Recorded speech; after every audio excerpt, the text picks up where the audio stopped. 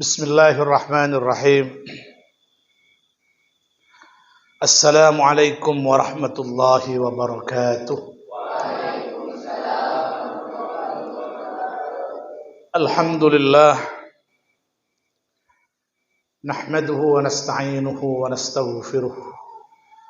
Wa natubu ila Allah min shururi anfusina wa min sayyiati a'malina. Man yahdihillahu fala mudilla lahu wa man yudlilhu fala hadiyalah. Asyhadu an la ilaha illallah wahdahu la syarika lah wa asyhadu anna Muhammadan abduhu wa rasuluh. Allahumma salli wa sallim ala sayyidina wa maulana Muhammad wa ala alihi wa sahbihi ajma'in, amma ba'du. Para asatid, ustadzat yang dirahmati Allah Subhanahu wa taala, anak-anakku, para santri putra, santri putri yang saya cintai, saya banggakan, utamanya santri-santri putra putri yang baru datang.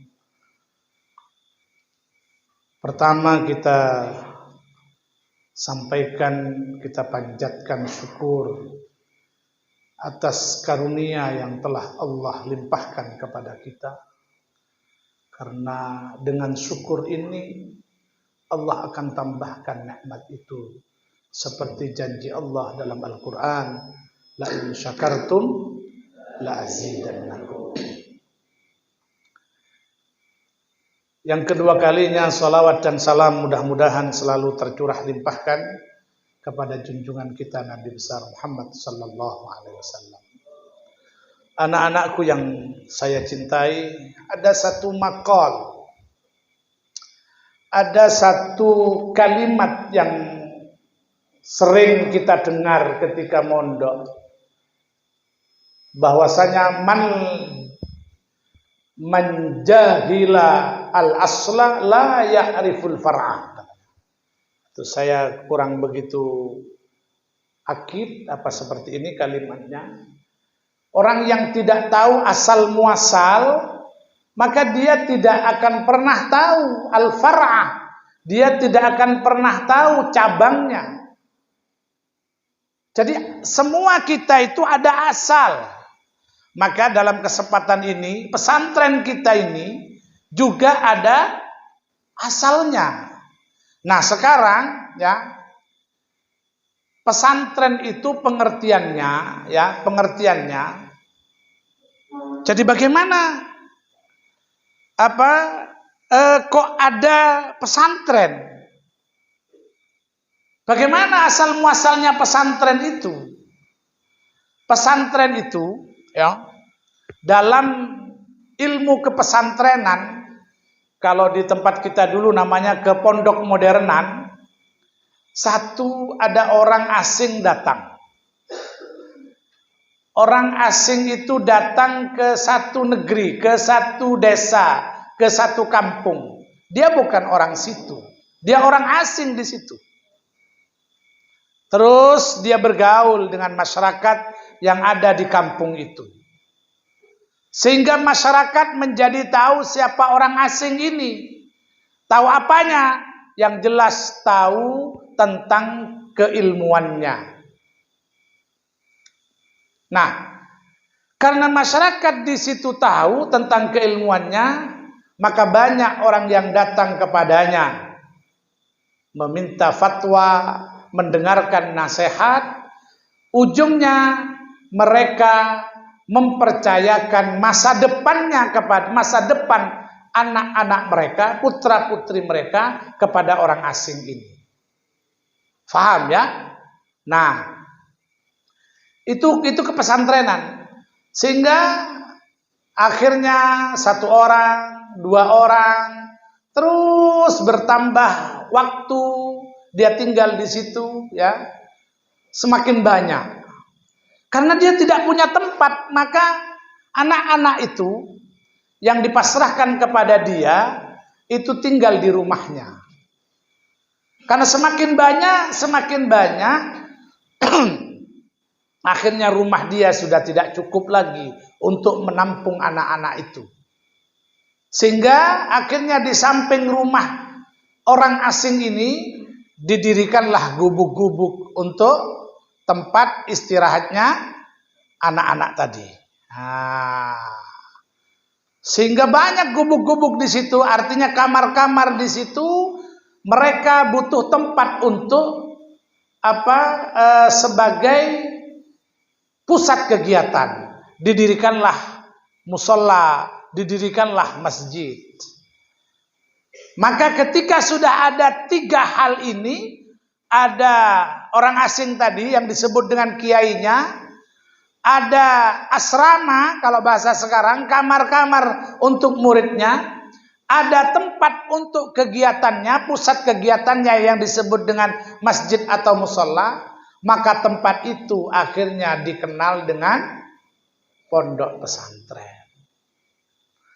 Begitulah perjalanan pesantren ya, yang dari dulu kita tahu. Tapi apakah sekarang pertanyaannya pesantren harus seperti itu, Ustaz? Hari ini ya, kita berada di zaman modern. Artinya pengertian pesantren yang seperti ini adalah pesantren yang kita kenal dan caranya adalah cara alamiah. Hari ini bisa saja orang yang punya uang itu membeli tanah. Setelah membeli tanah, dia bangun di situ asrama. Setelah dibangun asrama, dia bangun masjid. Setelah itu dia bangun fasilitas-fasilitas yang kira-kira menunjang pendidikan. Nah, setelah semuanya jadi, masjid ada, asrama ada, rumah kiai ada, rumah guru ada, terus dapur umum ada, semua fasilitas dilengkapi. Setelah itu, tahun ajaran baru, mereka membuka pendaftaran santri. Ada atau tidak? Ada atau tidak? Hari ini ada yang seperti itu. Itu disebut pesantren proyek. Pesantren proyek. Yang kita kenal pesantren itu yang pertama tadi. Itu adalah pesantren yang memang alamiah. Tapi hari ini ada pesantren-pesantren proyek. Jadi dibangun dulu segala fasilitas, setelah itu dia membuka pendaftaran. Sehingga akhirnya banyak yang mendaftar. Akhirnya disitulah juga akhirnya ada yang namanya pondok pesantren. Untuk hari ini yang kedua ini banyak gitu loh. Nah, tapi yang kita kenal dulu pesantren itu seperti itu. Seperti yang pertama itu. Nah, sekarang bagaimana sejarahnya pesantren kita ini? Pesantren Hujjatul Islam. Kenapa namanya Hujjatul Islam? Nah, maka saya tadi sampaikan ini setiap tahun kita sampaikan. Berulang-ulang kita sampaikan supaya kamu tahu, terutama yang baru-baru. Nanti kalau yang lama anakot araftu dzalik Ustaz. Hafidtu las dzalik. Nah, malah orang berilmu itu katanya orang taklimul muta'allim, thalibul ilmi itu mendengar ke 1000 kalinya antusiasnya sama dengan dia mendengar pertama kali. Harusnya seperti itu. Jadi mendengar 1000 kali, ke 1000 kalinya sama antusiasnya dengan mendengar pertama kali. Misalkan ada orang ya, ada kiai, ada ustadz datang ke satu majelis bercerita tentang bagaimana Rasulullah Sallallahu Alaihi Wasallam datang ke Taif, ya, menyebarkan Islam, maksudnya meminta orang-orang Taif, orang-orang Taif untuk memeluk agama Islam, dakwah ke Taif beliau, ditemani oleh Zaid bin Harithah. Ternyata beliau menerima penolakan, ditolak. Rasulullah ini contoh. Nah, orang mendengarkan terharu.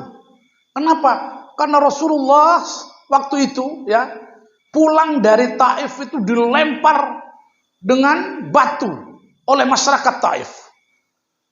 Bagaimana Zaid bin Haritha itu melindungi Rasulullah. Jadi dia menjadi tamengnya Rasulullah. Ya.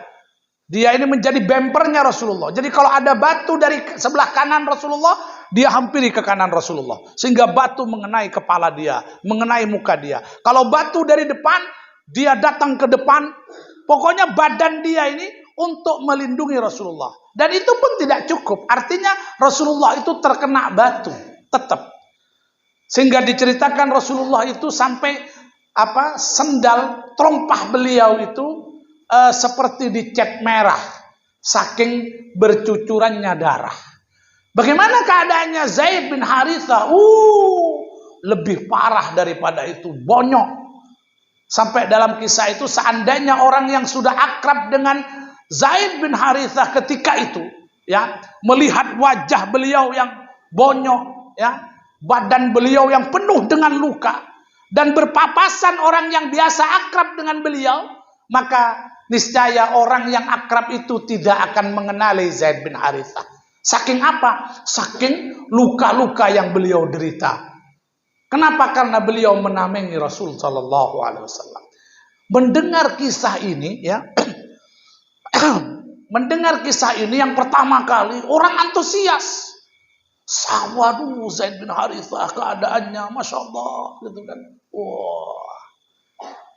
Sangat antusias, bahkan ada yang menangis ketika mendengar kisah ini.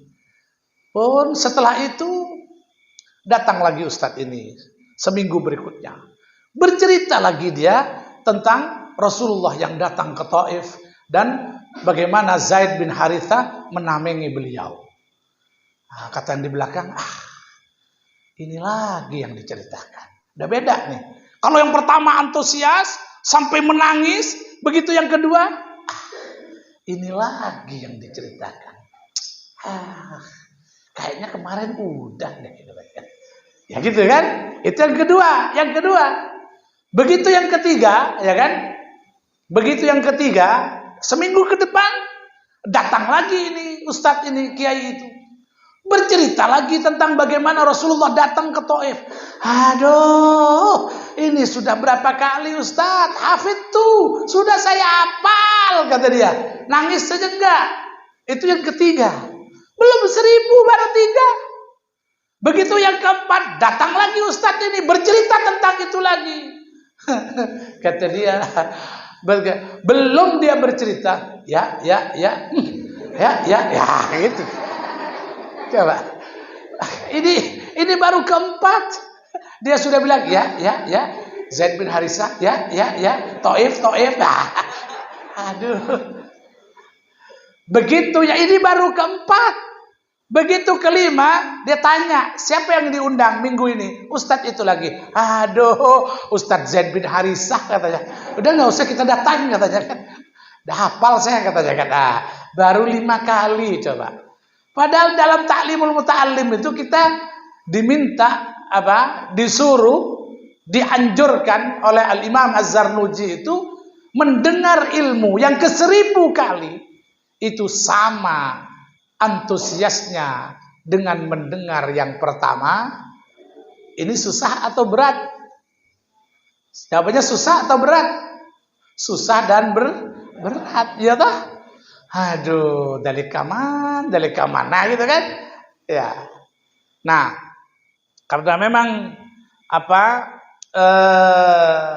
kita ini hari ini, ya, malam ini, biar kita tahu itu ada asatid yang baru, ada ustadzat juga yang baru, mungkin belum mendengar. Bagaimana tentang Hujjatul Islam ini, ya? Begini, Hujjatul Islam itu ikut yang mana?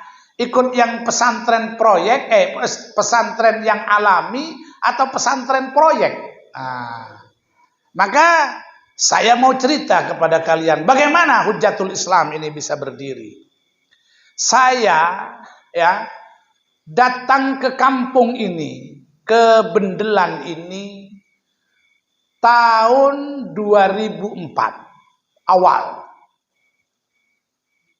2004 saya datang masuk ke kampung ini di Bendelan ini, ya. Tepatnya dulu saya ngontrak di rumah paling ujung di sebelah kiri ini, jalan paling ujung sebelah kiri, rumahnya Bu Juli dulu namanya, ya. Ada namanya Bu Juli. Allahumma ighfir laha. Mudah-mudahan Allah ampuni dosa-dosanya. Beliau sudah wafat. 2004 itu saya datang ke Bu Juli ini, ngontrak. Saya itu pertama jadi kontraktor karena ngontrak rumahnya gitu.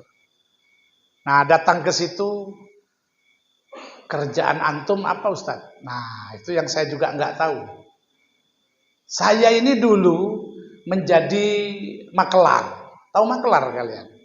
Hah? Kalau bahasa Arabnya itu simsar. Simsar. Simsar itu makelar. Tahu makelar? Makelar itu kepanjangan, makan, kenyang, lari. Nah, itu makelar namanya.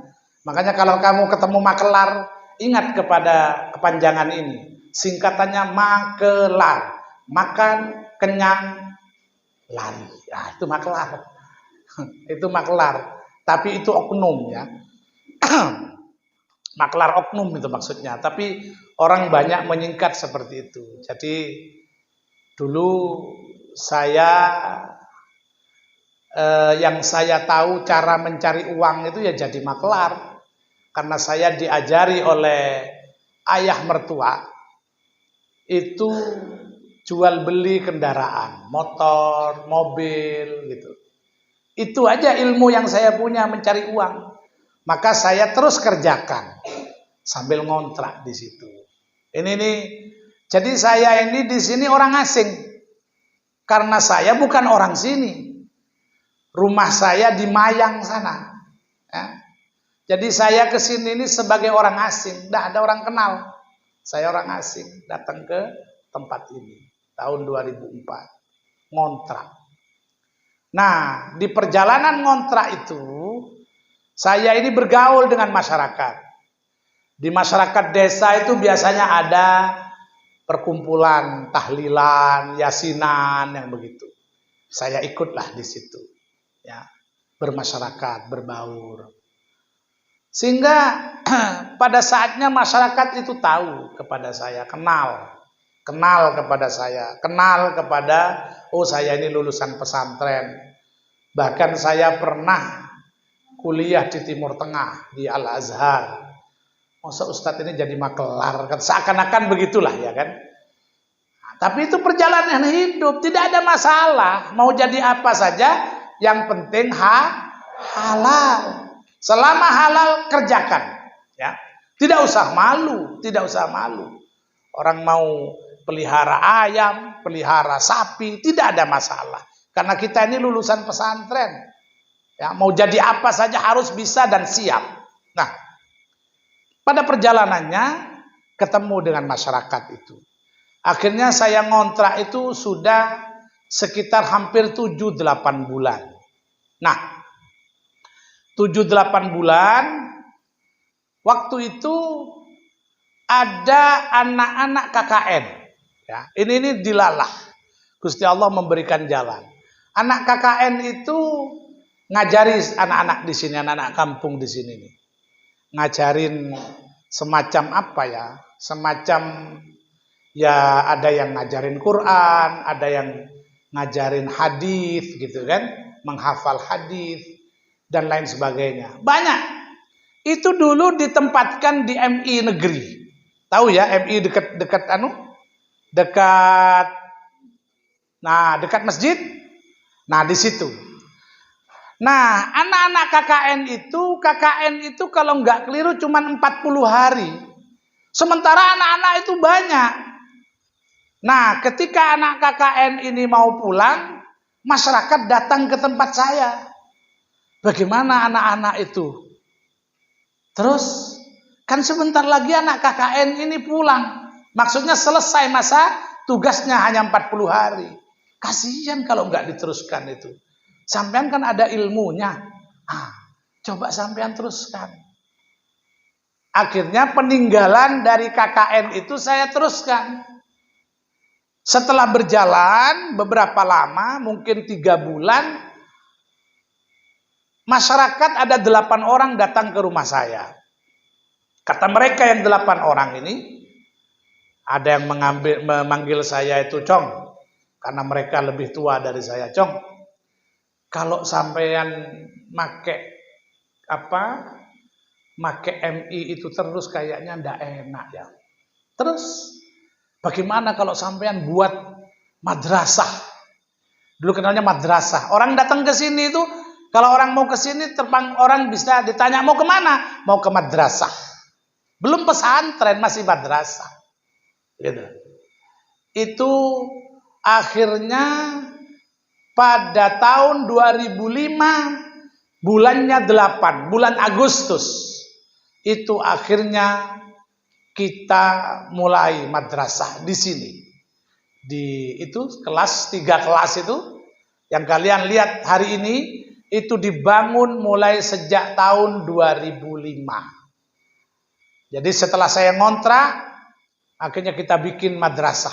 Masyarakat yang gotong royong. Makanya saya untuk meninggalkan masyarakat di sini rasanya tidak mungkin. Karena bagaimana dulu mereka berjibaku membantu perjuangan ini. Ini dulu kebun mangga. Jadi tanahnya pun dulu kalau diinjek itu berlumpur. Jadi nggak bisa diinjek kalau sudah musim hujan. Akhirnya 2005 itu kita dirikan madrasah, selesai. Banyak anak-anak sekolah madrasah diniyah, waktunya dari jam 4 sore sampai jam 5 sore. Kadang 5 seperempat, itu aja. 1 jam saja. Nah, saya masih ngontrak waktu itu. Jadi saya masih ngontrak, di sini ini sudah terbangun madrasah. Banyak anak-anak itu, 3 kelas. Ngajar sendirian, 3 kelas itu. Coba. Saya ngajar 3 kelas ini sendirian. Makanya saya bersyukur kepada Allah itu. Luar biasa. Dulu ngajar sendirian, sekarang banyak. Masya Allah kita punya ustadzat. Berapa orang hari ini ustadzatnya? Berapa orang Ustadz Faisal? Hah? Ustadzat itu berapa orang? Yang bagian TMI berapa orang? Ustazah Ainun. Kita punya guru perempuan berapa? Hah? Itu ada berapa itu? Tuh 2, 3, 4, 5, 6, 7. Ini saja yang ada 15. Besok itu datang dari Jakarta. Berapa sudah 16, mungkin hampir 20 orang katakanlah. Ya, hampir 20 orang, 17 atau 18 orang. Ya, hampirlah 20 orang. Itu yang perempuan. Yang laki berapa orang Ustaz Faisal? 17. 17 yang di sini aja. Dengan yang di luar Ustaz Yazid, Daniel, hampir juga 20 orang. Dulu sendirian, sekarang hampir 40 orang. Oh, kan? Bagaimana kita tidak bersyukur? Dulu sendirian saya ngajar tuh. Selesai di sini saya tulis di papan, pindah ke sebelah. Setelah itu pindah ke sebelah gitu. Terus begitu. Jadi kalau malam, ya, kaki saya tuh kemeng semua. Jalan, tidak pernah duduk karena tidak punya kursi. Kursi aja tidak punya gitu loh. Saking susahnya. Waktu itu betul-betul pesantren kita itu alami, luar biasa. Betul-betul alami. Kursi saja tidak punya. Makanya saya ketika duduk di kursi ngajar seperti itu tuh Masya Allah. Makanya guru-guru muda itu jangan duduk, berdiri. Benar kata Ustaz Faisal kemarin itu. Saya dulu punya anak dua ini, ya, berdiri, tidak pernah duduk sedetik pun. Saya tidak pernah duduk. Dan ngajarnya 3 kelas. Itu loh. Madin itu, madrasah diniyah itu. Nah, setelah itu ada orang yang mau memondokkan anaknya. Ya, satu namanya Pak Mariono. Itu kakeknya Iqbal itu. Mana Iqbal itu? Oh ya, kakeknya Iqbal ini. Jadi pamannya Iqbal ini adalah santri pertama saya. Satunya lagi namanya Abdul Muiz. Itu putranya Pak Haji Abdurrahman. Mereka ini belum lulus. Jadi satu namanya Muhammad Zamroni, itu dia ini masih sekolah kelas 3 di MTS samping ini. Yang satunya lagi Abdul Muiz itu masih sekolah di SMP Nuris. Tapi kalau pulang ke sini, saya ngajari 2 orang itu. Tapi programnya belum dimulai karena mereka masih sekolah. Jadi mereka pulang sekolah baru ngaji ke saya. Ngaji, belajar tajwid, paling gitu-gitu aja. Nah, pas tahun 2006 ya, bulan 7 ya, mereka selesai sekolah, lulus 2 orang ini, baru saya mulai. Akhirnya ada tambahannya saudaranya, anaknya Pak Ulul itu, ya, 3 orang. Jadi namanya Ulul Azmi itu.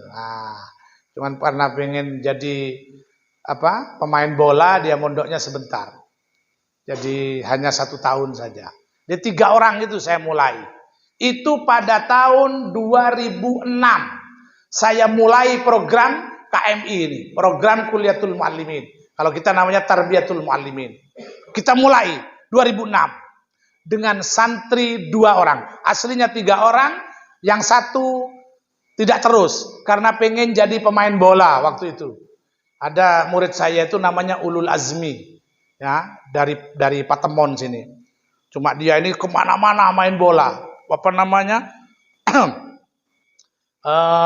Penjaga gawang. Ada penjaga gawang Indonesia itu namanya siapa? Mirip itu, Kurnia Mega. Model itulah orangnya.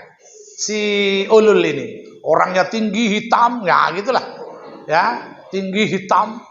Jadi model Kurnia Mega itu. Nah, akhirnya dia naik kelas 3, pengen jadi main bola, akhirnya tidak jadi juga pemain bola. Tidak jadi juga akhirnya pemain bola. Saya sudah bilang, tidak usah kamu di sini aja. Saya bilang, wah pemain bola. Sudah. Tidak jadi. Nggak tahu sekarang jadi pemain apa saja, nggak paham.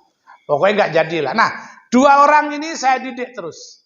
Sampai mereka selesai tahun 2010. Jadi programnya 4 tahun karena mereka lulus SMP. Itu. Begitu mereka lulus, itu saya ikutkan ujian muqabalah, penerimaan mahasiswa ke Timur Tengah, ke Al-Azhar, Kairo waktu itu. Dan sebenarnya dua-duanya lulus. Cuma yang Abdul Muiz itu kurang kerso, tidak mau. Jadi yang lulus akhirnya 1. Sebenarnya bisa lulus dua-duanya. Ya. Akhirnya lulus 1. Berangkatlah Muhammad Zamroni itu ke Mesir. Nah, baru pesantren kita itu banyak dikenal orang, dikit-dikit lah ya. Mulai dikenal orang. Dulu pondok kita ini masih gedek. Tidak ada kayak gini nih. Makanya kamu ini dapatnya sudah begitu. Nah, saya berpikir ya, tahun 2006, 2010 itu berpikir ya apa ini? Waktu itu santri mungkin sudah sekitar 14 orang, putra.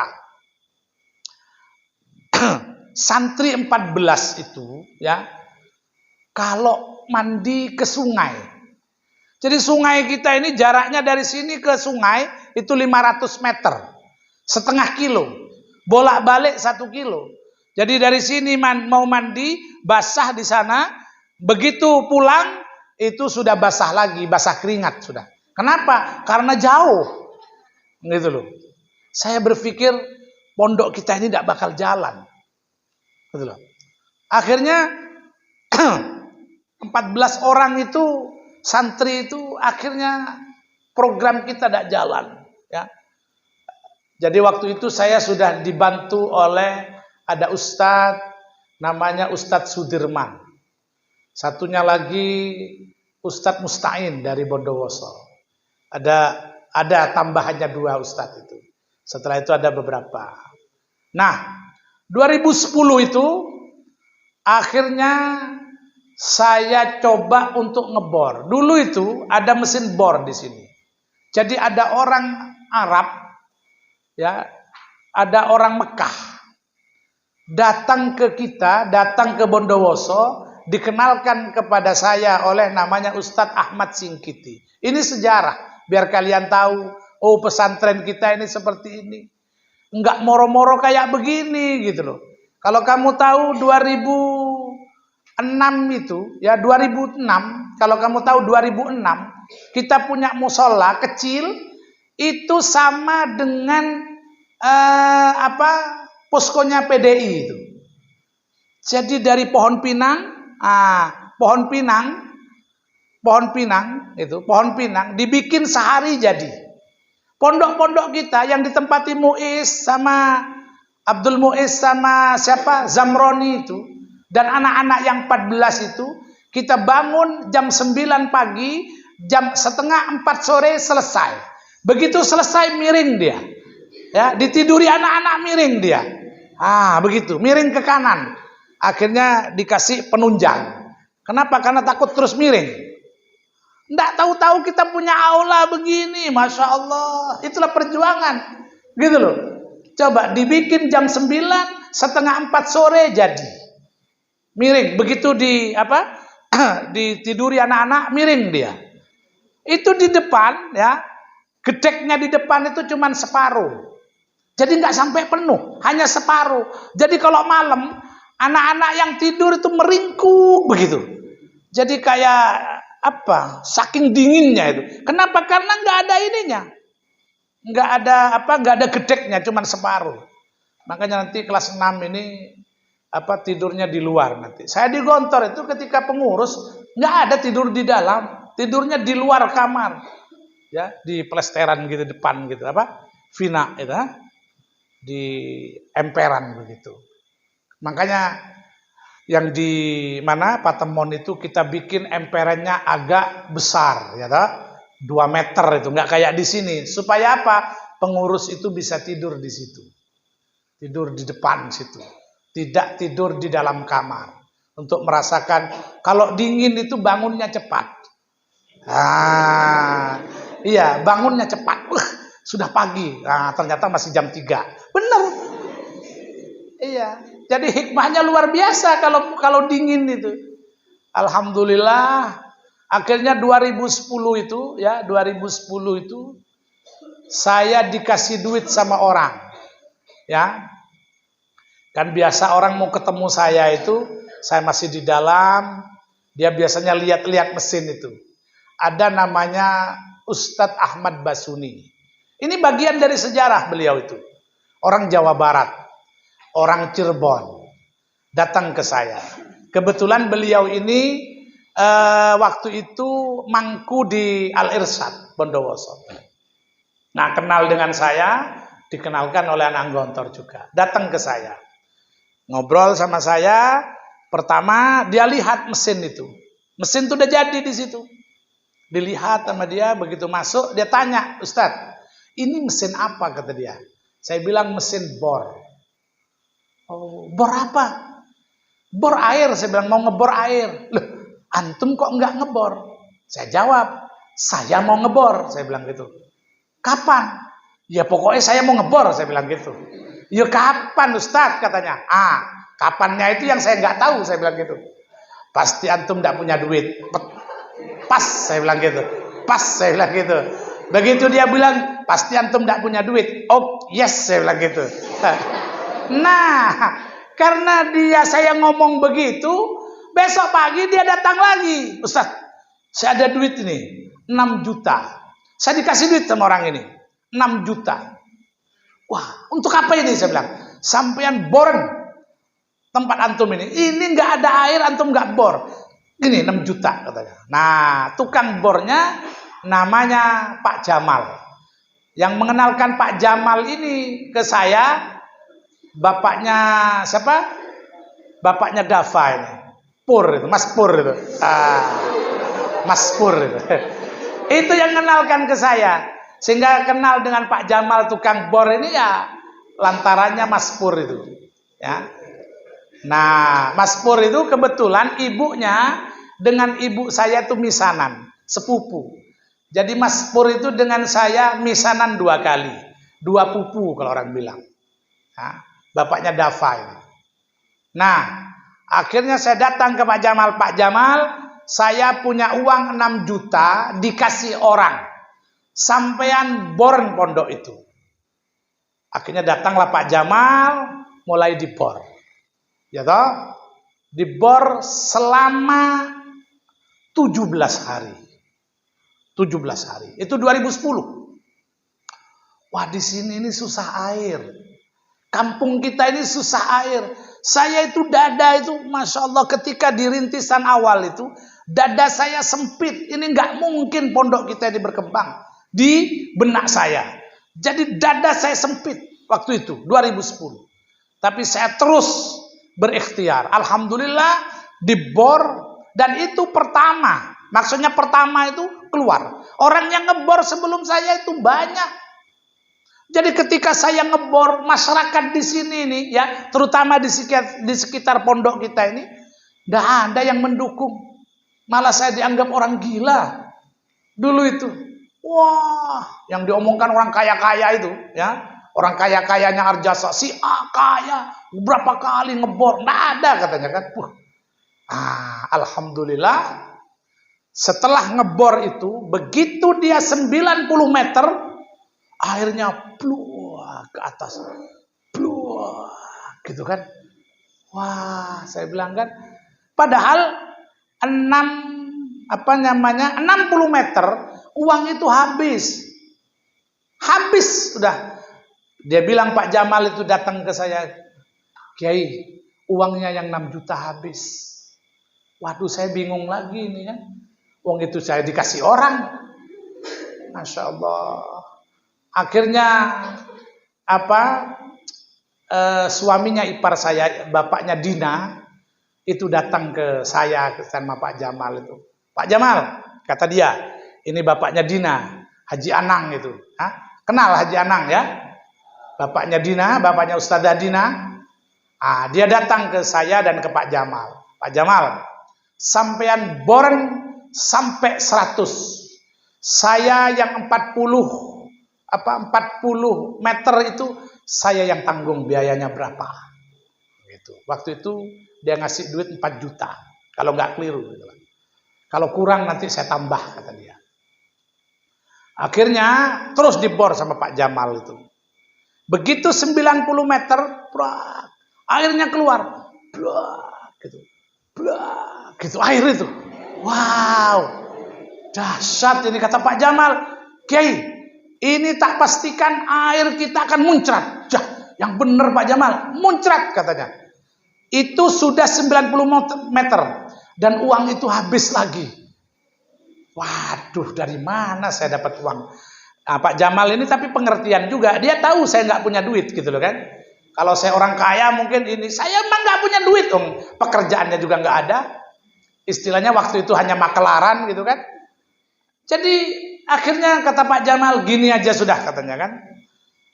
Sampean ini punya, ini sejarah ya. Jadi orang-orang yang saya sebutkan tadi adalah bagian dari sejarah itu. Begitu 2010 itu dibor 90 meter, Pak Jamal itu bilang begini, Kiai, saya ndak usah dibayar. Karyawan saya nggak usah dibayar. Terus gimana Pak Jamal? Gini aja, mesin sampean, mesin dap, saya waktu itu punya mesin dap 1, 2, 3. Mesin dap itu sama tandon kasih ke saya. Itu aja bayarannya sudah. Oh, begitu Pak Jamal. Ya sudah.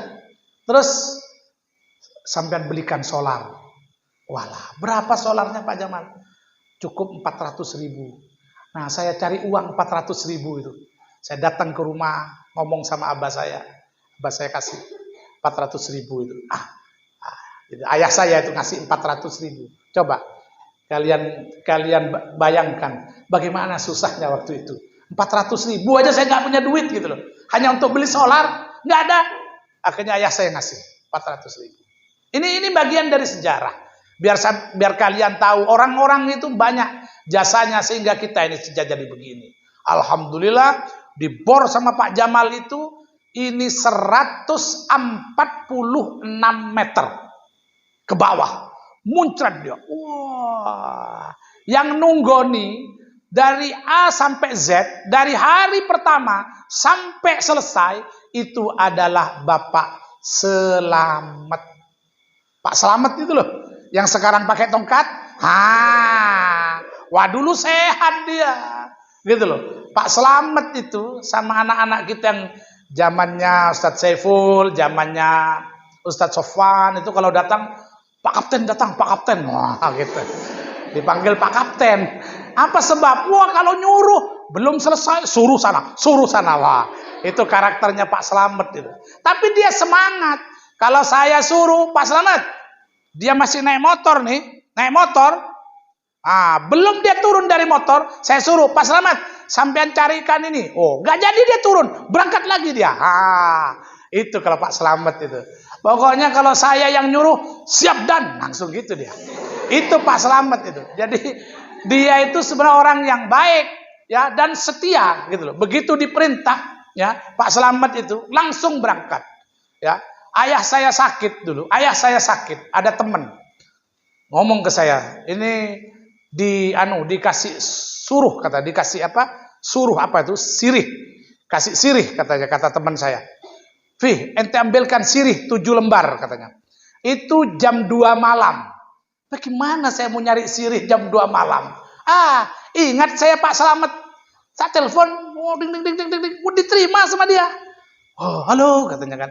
Bah, iya, apa? Sampean carikan saya sirih 7 lembar. Kalau ada yang merah, kalau nggak ada hijau enggak apa-apa. Itu jam 2 malam. Berangkat Pak Slamet itu. 2:30 dia nyampe ke sini bawa sirih. Coba. Jam 2 malam. Dia luar biasa itu, setia itu. Sekalipun kayak begitu. Alhamdulillah 2010 itu ya. 2010 itu akhirnya muncrat air itu setinggi 8 meter. Dan itu akhirnya bukan cuma cukup untuk pondok, cukup juga untuk seluruh masyarakat. Artinya pondok itu membawa keberkahan. Nah, alhamdulillah berjalan waktu 2011 itu ada reuni. Di situ saya ketemu Ustadz Faisal. Ya. Jadi Ustadz Faisal datang 2011, Ustadz Faisal ya. 2011. Dia ngobrol sama saya, terus kalau mau berjuang dengan saya oke, gitu kan. Akhirnya alhamdulillah 2011 itu Ustadz Faisal datang ke sini. Berjalan waktu 2011 terus santri kita terus bertambah ya. Periode pertama itu Ustadz Zamroni lulus 2 orang. Setelah itu periode kedua Ustadz Mursyid. Jadi saya waktu itu punya murid 3. Tiga-tiganya namanya Mursyid. Satu namanya Ahmad Mursyid, satu namanya Ahmad Mursyidi, yang ketiga namanya Mursidianto. Dan tiga-tiganya panggilannya Mursyid di rumahnya. Jadi Mursyid orang Bendelan, anaknya Pak Surip, itu Ahmad Mursyid. Di rumahnya dipanggil Mursyid. Ada orang Bondowoso, itu namanya Ahmad Mursyidi. Itu juga dipanggilnya Mursyid di rumahnya. Ada lagi Mursidianto, orang Mayang. Dipanggil di rumahnya juga Mursyid. Jadi satu kelas 3 orang namanya sama-sama Mursyid. Apa enggak aneh itu? Coba. Luar biasa. Pondok ini luar biasa saya bilang kan. 3 Mursyid datang ke kita. Itu periode kedua. Yang lulus cuman 2 orang. Mursidianto hanya sampai kelas 3. Lulus 2 orang. Itu periode kedua. Periode ketiga 2 orang. Periode ketiga marhalahnya Ustadz Sofwan ya. Alhamdulillah marhalahnya Ustadz Sofwan itu kalau nggak keliru ada 4 orang ya. 4 orang. Ada sebenarnya 5, cuman 1 hanya sampai kelas 5. Ada Ustadz Sofwan, Ustadz Slamet ya, Ustadz Slamet, terus Ustadz Khairul, satu lagi Antoni. Antoni 4 orang. Coba 2, 4. Tapi mereka lulus. Gitu loh. Artinya saya wisuda mereka ini. Periode berikutnya adalah Ustadz Saiful. itu juga sama 4 orang. Wah, ini nggak berkembang pondok kita ini. Tiap tahun hanya 4 saja, tapi lumayan daripada 2. Itu pun Ustadz Saiful itu dari kelas 1, 4 orang itu. Dan itu sepupuan. 4 orang ini sepupuan. Jadi Ustadz Saiful itu sepupu dengan Ustadz Imam. Ustadz Abdurrahman itu sepupu dengan Ustadz Rafidi. Coba. Jadi ibu-ibu mereka bersaudara. Ibunya Ustadz Saiful, adiknya ibunya Ustadz Imam. Nah, sepupu mereka. Ibunya Ustadz siapa? Bukan. Ustadz Rafidi itu adiknya ibunya Ustadz Abduh. Jadi mereka itu sepupu. 4 orang sekelas itu. Coba, sepupu. Bayangkan. Ya Allah, saya bilang. Itu tahun berapa Ustadz Abduh? 2014 ya, 2014. Akhirnya saya berpikir kalau laki terus ini kayaknya ini nggak bisa ini pikiran saya. Terus setelah itu ada Lek Dedi datang ke saya. Tahu Lek Dedi ya? Jangan ketawa, Bar. Ini bapaknya Albar ya. Ini namanya Albar bukan Akbar, Albar namanya ya. Walid Albar. Wong sang ngasih nama saya kok gitu loh. Walid itu laki-laki yang jos. Itu namanya Walid. Albar itu adalah yang baik, yang berbakti. Birrul walidain gitu kan. Jadi laki-laki yang baik, yang berbakti kepada kedua orang tuanya. Wah, itu makanya namanya Walid Albar. Bukan Akbar. Siapa yang namanya Akbar? Walid Albar namanya. Albar. Ya, ini Albar. Nah, 2000 berapa itu? 16 mungkin ya. 2017 mungkin. 16 ya, 2016. 2016 Lek Dedi itu datang ke saya. Lek Dedi itu ikut saya dari awal. Ya. Dari awal saya merintis pondok ini, dia ikut saya. Ya, dia semua ini ada tangan dia, gitu loh. Jadi dia tangan dingin itu sebenarnya. Lek Dedi itu. Cuma sekali 1 tahun dia pernah berpisah dengan saya. Kenapa? Karena terjadi perpisahan. Jadi ibunya Albar ini istri kedua sudah. Gitu. Maksudnya bukan istrinya 2 gitu loh. Yang dengan ibunya Rindi itu berpisah gitu maksudnya. Ini biar kalian tahu sejarahnya. Jadi 2008 akhirnya Lek Dedi itu pergi ke Surabaya. Dia izin ke saya, katanya suntuk kepalanya mau pecah apalah. Mungkin dia mikir perpisahan itu. Padahal perpisahan kan biasa saja toh. Tapi dia saja mungkin cintanya terlalu dalam mungkin. Mungkin Albar tidak usah ngomong ke ibunya.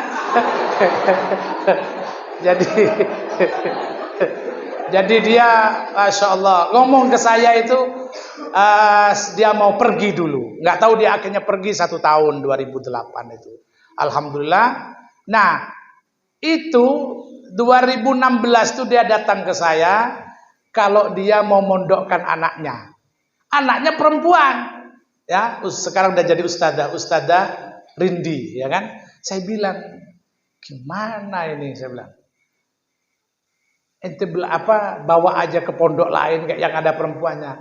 Sudah di sini aja, biar enggak apa-apa anak saya itu kuat katanya. Terus biar dia sama laki-laki juga enggak apa-apa. Katanya. Jadi dulu satu kelas itu perempuannya cuma Rindi. Rindi. Waktu itu kelasnya siapa ya periodenya?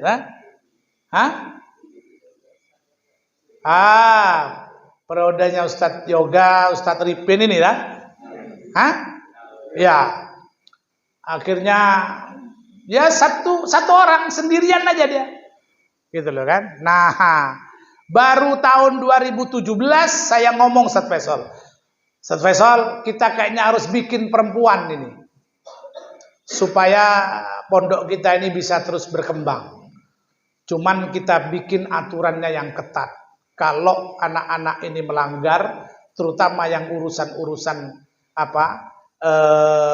kelaki-lakian dan keperempuanan kita pulangkan, saya bilang begitu. Kita kasih aturannya yang betul-betul ketat. Saya bilang begitu. Makanya selama pondok ini ada dua ustadz ya, dan ustadzah akhirnya kita pulangkan dan kita kawinkan. Ya, betul. 2 atau 1 Ustaz? Oh 1. Oh ya 1. Oh ustadzah 1, ustadz 1. Akhirnya ya waktu liburan begitu, saya dapat kabar begitu. Saya bilang kawini anak itu. Alhamdulillah sekarang menikah dan mungkin sudah punya anak ya. Itu bagian dari sejarah. Biar kalian tahu. Nah, alhamdulillah saya memang berdoa kepada Gusti Allah biar pondok kita ini seperti gontor. Jadi putra dan putri itu betul-betul bisa dipisah sekalipun tidak jauh gitu loh. Alhamdulillah 2017 itu kita dirikan pesantren putri. Jadi pesantren putri itu ke sekarang ini umurnya sudah 5 tahun ya. Ya, masuk tahun ke-5 atau 5 tahun? Masuk tahun ke-5. Jadi putri ini baru 4 tahun kalau sekolah itu belum TK ya. Biasanya TK itu umur 6 tahun atau 5 tahun. Masih kecil lah. Makanya ya termasuk bagus sudah. Karena umurnya baru sekitar 4 tahun lebih. Kalau yang putra ini sudah 16 tahun. 16 tahun. Jadi makanya saya berpikir memang untuk mendirikan putri itu dari dulu saya diminta orang itu untuk mendirikan pesantren putri. Tapi saya tidak mau. Karena saya berpikir bagaimana? Karena kita nggak punya tempat. Sarana kita tidak ada. Gitu loh kan? Dari dulu saya sudah mau membeli tanah ini. Dari dulu, yaitu supaya saya bisa bikin pesantren putri. Ternyata sampai hari ini juga nggak kena-kena. Ya kita cari hikmahnya. Ternyata kita dikasih tanah, tapi di Patemon. Tidak usah beli, ya toh? Karena yang merawat tidak ada. Akhirnya kita yang merawat, saya yang merawat, gitu kan? Itu luasnya 1,3 hektar yang ada di sana itu. Jadi kalau dibandingkan ini, ya ini luasnya 4.000 meter persegi. Jadi 3 kali lipat yang ada di sana itu. Makanya nanti ada lapangan bola, ada lapangan futsal, ada kolam renang. Yang di Putra itu, ya. Kan kalian lihat sudah, sekalipun masih bentuknya masih begitu kan. Itu masih butuh eksplor luar biasa, ya. Saya sudah mengeluarkan dana di situ itu, ya, di tempat itu hampir 600 juta yang saya keluarkan, ya, untuk mengeksplor tempat itu termasuk membayar hutang di dalamnya, ya. Di dalamnya membayar hutang juga ada sekitar 200-an juta. Tapi belum selesai hutangnya. Masih sisa 300 juta lebih. Kalau nggak keliru 378 juta. Hutangnya yang rumah 2 lantai itu, ya. Tapi enggak usah berpikir. Yang kaya kan Gusti Allah. Nanti ada, kan begitu, amin. Nah, alhamdulillah itu perjalanan pondok kita. Artinya apa? Makanya Imam Ustadz Ahmad Sahal itu beliau selalu mengatakan berulang-ulang yang beliau katakan apa? Bondo, bau, pikir, lek perlu sak nyawane pisan. Bondo itu adalah biaya, uang, harta kita keluarkan untuk perjuangan ini. Bau itu adalah tenaga. Bukan hanya bondo tapi bau, tenaga kita keluarkan, berpikir dan lain sebagainya, ya. Bondo, bau, pikiran semuanya kita arahkan. Kita kerahkan untuk pondok ini, gitu loh. Untuk pesantren, untuk izzul Islam wal muslimin, li'ala'i kalimatillah. Terakhirnya adalah sak nyawane pisan. Itu kalaupun sudah nyawa diminta untuk perjuangan ini, kita berikan. Alhamdulillah. Pondok kita ini luar biasa. Akhirnya kalau memang ditakdir berjalan, karena pondok di Arjasa ini tidak ada. Kalian lihat kenapa? Karena tempat ini adalah arjas katanya. Arjas itu rijsun. Rijsun itu artinya kotor. Jadi kita mirip-mirip sebenarnya dengan gontor itu. Gontor itu bahasa Jawa, kita bahasa Arab. Gontor itu adalah enggon sing kotor. Kalau arjasa sama, tempat yang kotor, rijsun, kotor, najis. Makanya disebut dengan arjas. Jadi sejarah arjasa tidak pernah ada pesantren yang betul-betul hidup. Tidak pernah ada. Kita ini di porosnya arjasa. Bahkan kita di depan kekuasaan arjasa. Kenapa? Karena di depan kita adalah balai. Itu selalu saya sampaikan kalau sudah apa? Kalau sudah acara selamatan desa itu, kan yang ngomong pasti saya gitu kan. Saya ini membuat pesantren persis di depan kekuasaan. Gitu loh. Jadi ini betul-betul poros. Makanya saya yakin, seyakin-yakinnya ketika air itu keluar 2010, itu pun orang masih simpang siur. Artinya simpang siur, wah di sini ada air seperti itu, 6 bulan mati.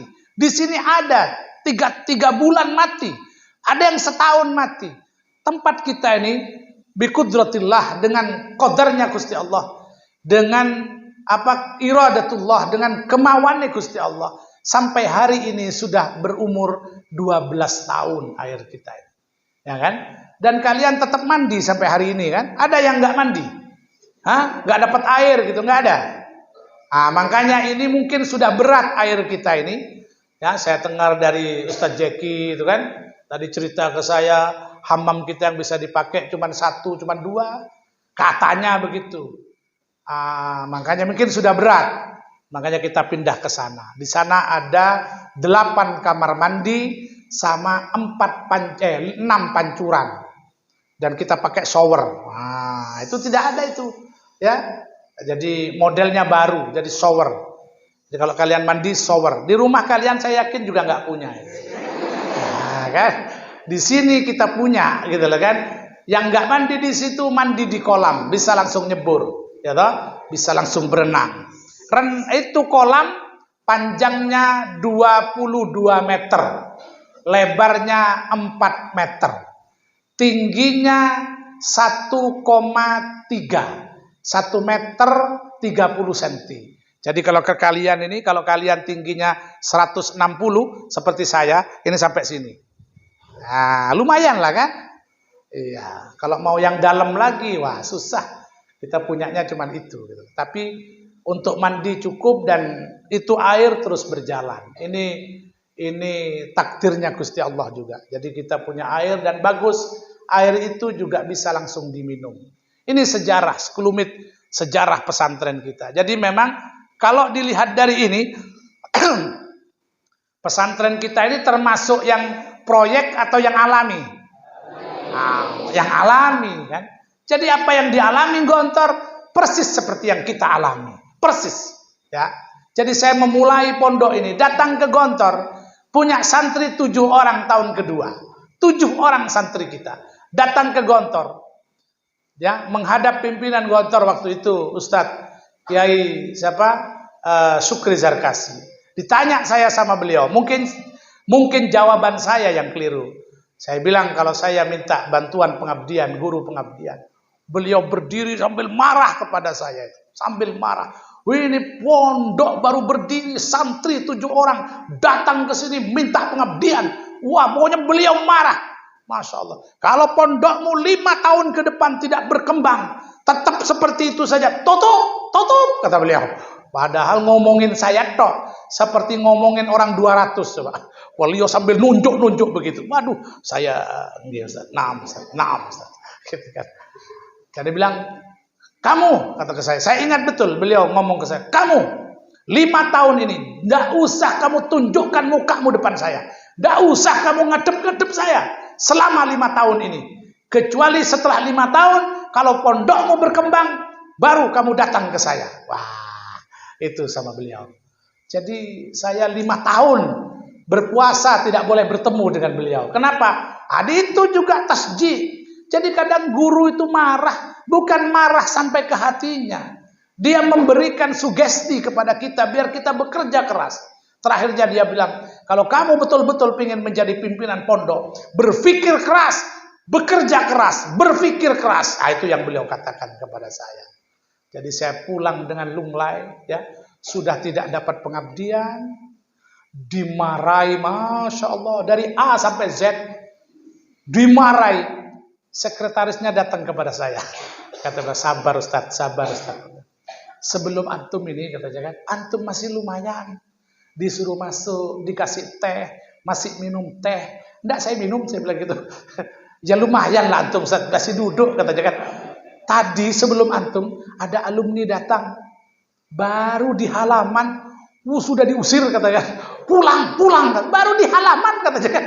Belum dia masuk, kalau antum kan masuk, duduk, katanya kan. Kalau yang tadi itu langsung diusir, katanya kan. Belum duduk, katanya kan. Masya Allah, masih lumayan, katanya. Nah, ketemu lagi sama satunya kan, namanya siapa, Ustadz Dzulkarnain. Ente salah, katanya. Kenapa? Ente harusnya jangan bilang kalau ente santri ente 7, terus dia bilang 70 kayak gitu. Dari mana 70 memang 7? Ya ente hitung dengan bapaknya, ibunya, katanya kan. Kalau perlu sak tetangganya ente hitung, katanya. Berarti kan ente tidak bohong kan.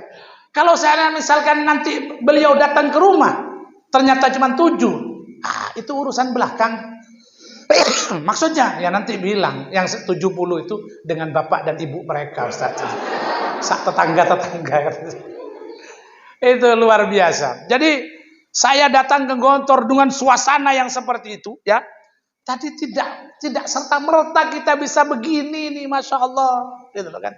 Di awal-awal perjuangan kita ini luar biasa, susahnya luar biasa. Bahkan kursi kita nggak punya, motor itu, sepeda motor itu kita nggak punya, gitu loh, nggak punya, motor itu nggak punya. Saya motor itu dikasih ipar itu, ibunya Ustadzah Dina, ini pakai deh, katanya. Nah, saya tahu sejarah motor ini. Akhirnya saya cari yang punya BPKB motor ini. Awal enggak punya. Luar biasa. Inilah perjuangan. Artinya apa? Artinya apa? Dari kisah yang saya sampaikan ini, yang ini adalah sejarah, ya. Bahwasanya dalam perjuangan itu tidak usah takut mati. Tidak usah kamu takut melarat, ya. Ini juga untuk para asatidz, para ustadzah, ya. Memang awalnya saja setiap permulaan pasti berat. Tidak ada yang tidak berat, ya, apalagi perjuangan seperti kita, ya. Inilah pesantren kita. Sekali lagi, anak-anakku sekalian, kalian mau dibentuk menjadi pejuang. Saya menyampaikan ini semua. Ini mungkin bisa jadi cerita, tapi di situ banyak filosofi hidupnya. Artinya apa? Memang dalam perjuangan bisa jadi kita ini sendiri. Rasul itu dulu sendiri. Beliau mengatakan ana Rasulullah sendiri, tidak sama siapa-siapa, ya. Begitu beliau mengumpulkan orang-orang Arab di Jabal Qubais itu, ya. Di samping Ka'bah itu, di Jabal Qubais atau di Bukit Sofa, ya. Di Bukit Sofa, kumpul Arab, orang-orang Quraisy kumpul sini. Ya, beliau mengatakan ana Rasulullah, aku adalah Rasulnya Allah.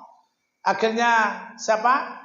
Abu Jahal itu bilang, tabban laka ya Muhammad, alihada jama'tana. Celaka kau Muhammad, hanya untuk ini. Wah, itulah perjuangan. Hanya untuk ini kau kumpulkan kami. Itulah perjuangan. Jadi sunnah Rasul menjadi sunnatullah, menjadi sunnah Rasul. Dalam perjuangan itu pasti ada halangannya. Seperti yang saya sampaikan tadi, ketika saya ngebor, orang bilang saya gila, orang bilang saya ini sudah nggak waras lagi. Kenapa? Karena sebelumnya sudah ada banyak orang-orang yang ngebor. Apakah sampai hari ini semua orang di sekitar pondok kita ini menyenangi kita, menyukai kita? Tidak semuanya. Banyak mungkin dari mereka yang bisa jadi karena mereka iri, bisa jadi karena mereka merasa terancam wibawanya ketika saya hadir di tengah-tengah mereka. Itu perjuangan, ya. Itu perjuangan. Jadi tidak ada yang namanya perjuangan itu dengan karpet merah, lurus begitu, tidak. Perjuangan itu penuh dengan liku, ada tanjakan, ada turunan, tidak lurus. Itu biasa dalam hidup, dalam apalagi orang yang berjuang di jalan Allah. Cuman yang saya perlu tekankan kepada kalian adalah orang-orang yang besok akan menjadi pejuang, ya. besok akan menjadi pejuang. Pesannya adalah jangan pernah takut dengan rintangan. Satu, jangankan takut ya, mundur pun jangan. Itu orang yang berjuang. Paham? Ya, saya menceritakan sekelumit perjalanan pesantren kita ini supaya kalian tahu bagaimana beratnya kita berjuang. Ya, ini bukan keluh kesah. Justru hari ini kita bahagia, kita senang. Kenapa? Cerita susah itu, ketika keadaan bahagia, keadaan kita senang, itu adalah kisah terbaik. Jangan dibalik. Kalau dibalik cerita senang di saat kita susah, itu keadaan yang paling buruk. Wah, dulu saya, ketika saya punya Rolls Royce, ketika itu adalah kisah yang memilukan. Kenapa? Keadaan dia sudah berubah, tidak seperti dulu. Makanya bagaimana orang berjuang itu semua pasti harus dari susah dulu.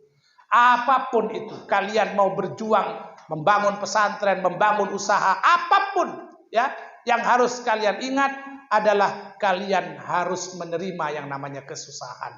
Dan itu hal yang biasa dalam perjuangan. Ini yang bisa saya sampaikan sebagai cerita.